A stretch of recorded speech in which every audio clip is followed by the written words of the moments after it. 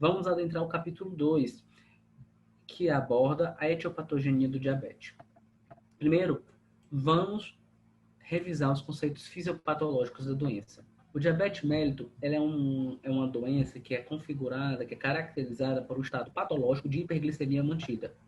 Esta hiperglicemia mantida, ela se dá primariamente, fundamentalmente, ou pela deficiência de produção da insulina, ou pela deficiência da ação da insulina.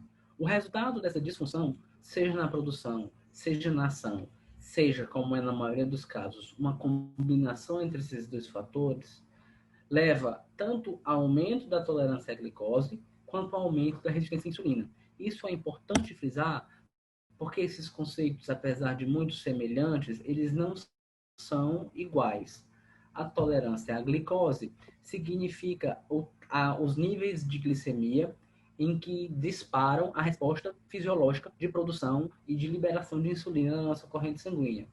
E a resistência à insulina diz respeito aos níveis de insulinemia que correspondem à diminuição da glicose na intravascular e o armazenamento dessa glicose no espaço intracelular para as atividades metabólicas. São dois conceitos que se complementam e que são dois fenômenos que se retroalimentam em um ciclo vicioso no paciente que é no paciente que é diabético. O que é a deficiência de produção da insulina? Ela se dá principalmente pela destruição das ilhotas pancreáticas de Langerhans, que são as células tipo beta, que são as células produtoras de insulina, e essa destruição das ilhotas pancreáticas ela é tipicamente imunomediada, com marcadores detectáveis laboratorialmente. Isto é particularmente importante no paciente que é diabetes mellitus tipo 1. Dentre os anticorpos que são detectáveis laboratorialmente, nós temos o anticorpo anti-ilhota,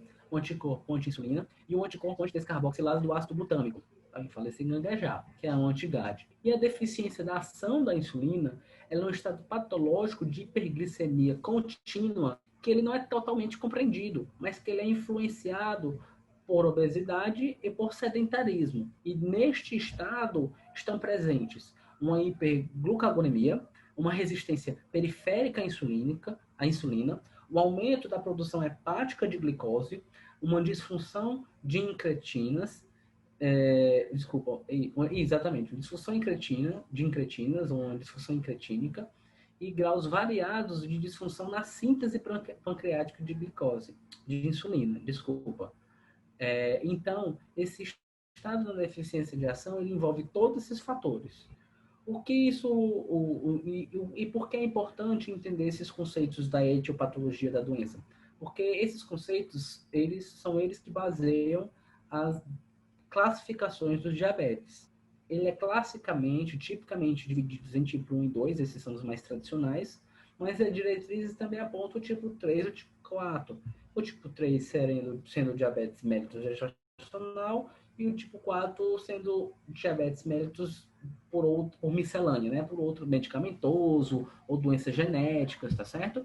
Então seriam 4 tipos de diabetes, mas os mais conhecidos mesmo, de maior costume de nomenclatura assim, tipo 1 e tipo 2, é o tipo 1 que é o imunomediado, o tipo 2 que é o, entre aspas, do adulto, né?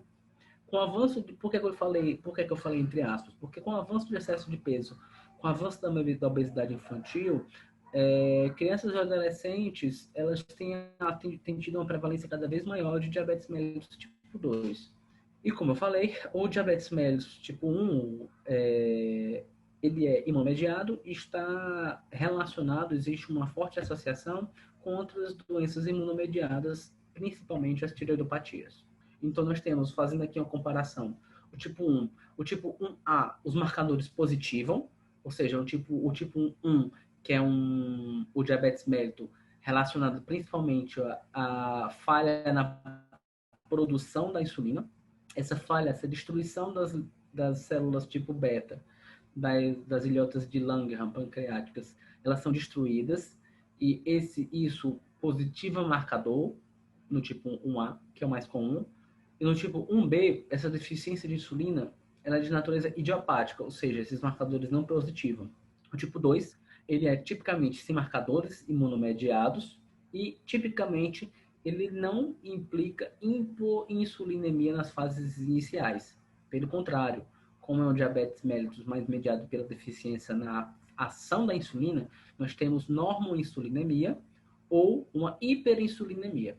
O tipo 3 é o diabetes mellitus gestacional, que é um estado de hiperglicemia mediado por hormônios placentários e enzimas placentárias, e ele é transitório na maioria das vezes. Portanto, aqui não se fala de insulina, e sim uma intolerância a carboidrato, tá certo? E o tipo 4 é o diabetes mellitus relacionado à miscelânea, outros tipos de diabetes, então são doenças genéticas, diabetes medicamentoso, relacionados a outras doenças endócrinas. Estendendo o tipo 4, nós temos o monogênico, o neonatal, associado a endocrinopatias, Cushing, acromegalia, etc. E o diabetes medicamentoso, em que é particularmente importante o uso de glicocorticoides, os tiazídicos, TARV e os hormônios tireoidianos, entre outros. E assim, nós terminamos o capítulo 3, em que a gente faz um esboço, uma pincelada sobre a etiopatogenia do diabetes mellitus e as suas classificações. No próximo capítulo, capítulo 3, nós vamos identificar o indivíduo diabético na atenção primária.